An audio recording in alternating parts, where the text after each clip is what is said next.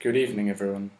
Today, I, Robbie Horsburgh, am going to be talking about risk. So, an obvious question right now is, what is risk? What am I on about? Well, you see, risk is the probability of being in a situation where harm is possible but may or may not occur, depending on factors such as risk assessment and rational decision making. For example, it would be a risk to be inside of a tiger enclosure, wouldn't it? As you are putting yourself in a situation where harm is possible, but may or may not occur depending on measures you take. For example, you could wear a tiger costume to blend in, or feed the tigers before entering the enclosure. Nowadays, advances in science and technology now mean that we will technically live a less risky life. However, we are now being exposed to a greater variety of risks, such as health risks from chemicals in agriculture, which end up in our food. Hello!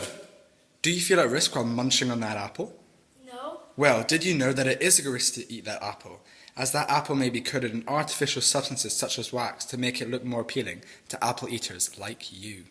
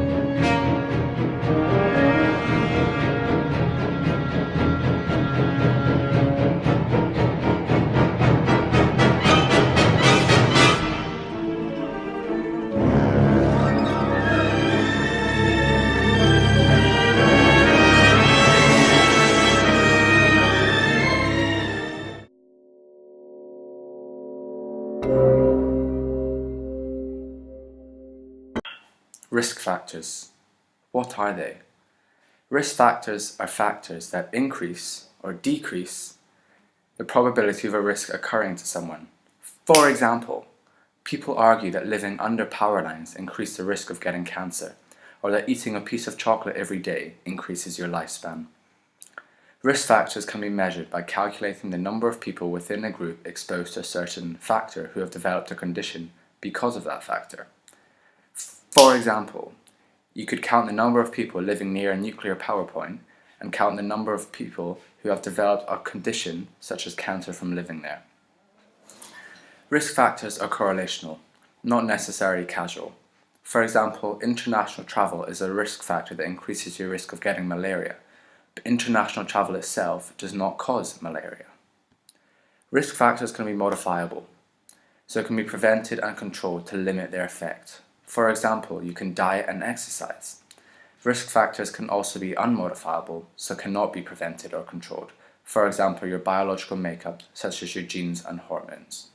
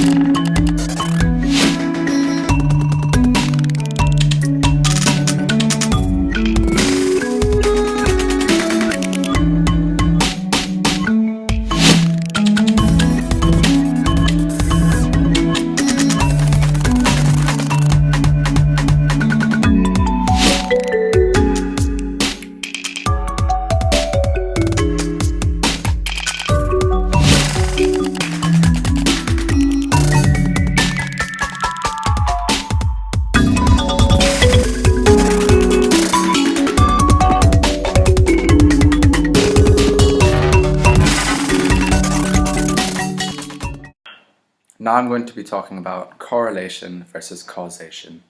What is this, you may ask? Well, correlation is when a factor is linked to a risk but does not actually cause it. Causation is when a factor causes a risk.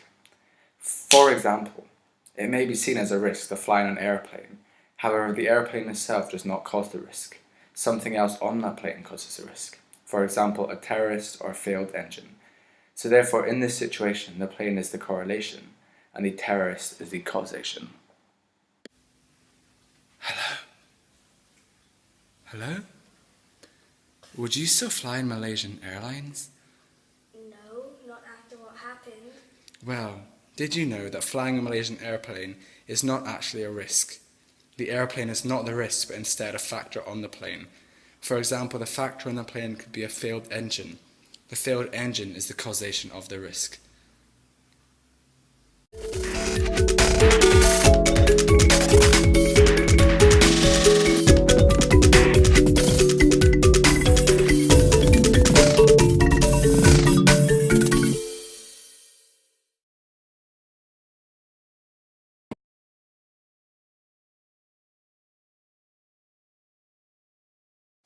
So Kiska, what are you going to do to modify your risk factors and limit their effects?